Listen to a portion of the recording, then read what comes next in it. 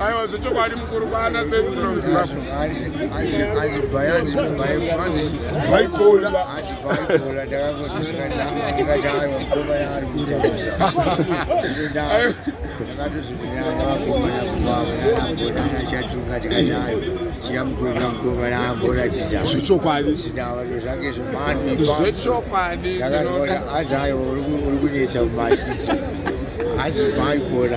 aiwa bhaibhora iri kupisa yafamba iko zvino saka kana muchida handinombouyawo ndoonana navana bona titomborya tombomwa kana tea breakfast ngoka aiwa handimbotyi babhona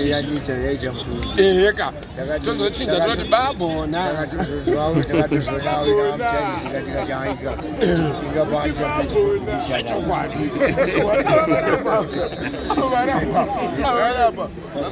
Gucci babona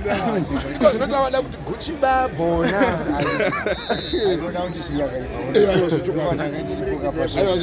tikambotanga tatikatimbonana namama hanzi ladies first zvechokwadi aiwa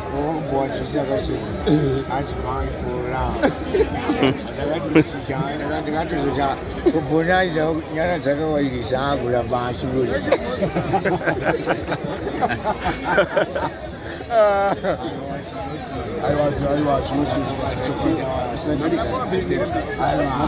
asante sana